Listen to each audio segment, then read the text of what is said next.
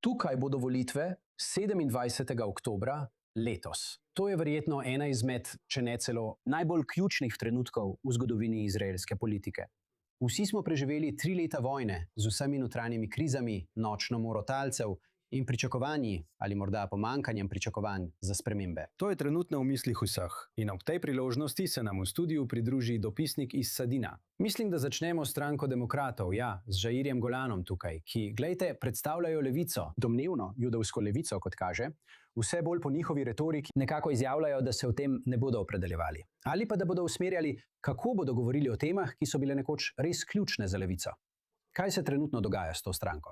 Dobili so navodila, kandidati v tej stranki so dobili navodila, naj ne govorijo o varnostnih vprašanjih, še posebej o tistih, ki so se zgodila v Judeji in Samariji oziroma na Zahodnem bregu. In zaradi tega morajo poiskati odobritev vodstva stranke.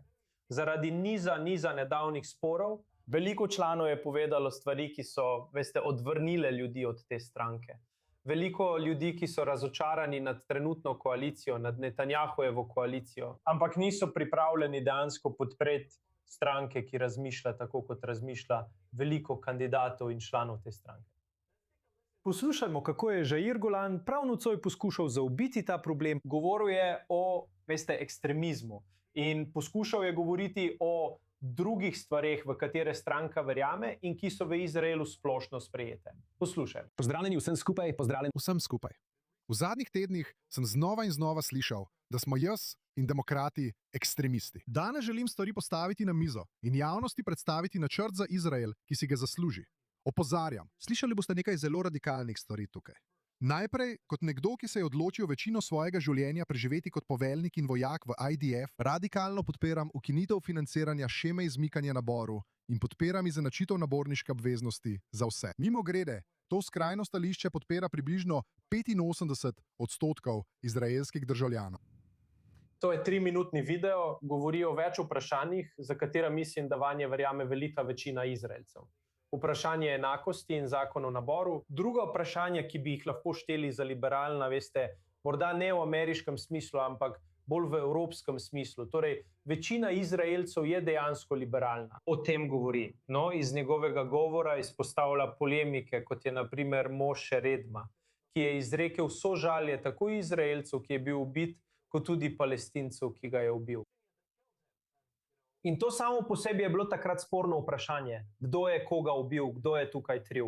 Prav tako Gabi Laski. Nekateri morda tega ne vidijo kot nekaj skrajnega, vendar veliko Izraelcev na desnici meni, da bi morali, ko nekoga vprašate, kaj je to Judeja in Samarija ali Zahodni breg, reči Judeja in Samarija in ne Zahodni breg. Tako vidimo celo Jair Golan, ki v zadnjih nekaj letih pravi, da je Izrael država, ki ubija dojenčke za zabavo. Prav. Zaradi tega si dobil veliko kritik.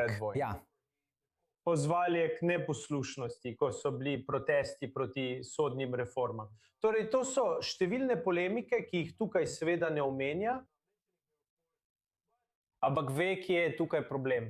Zadržati mora veliko Izraelcev, ki bi dejansko volili nekoga, kot je Jair Golan, vendar pa nekatere njegove izjave odganjajo ljudi in jih je treba popraviti.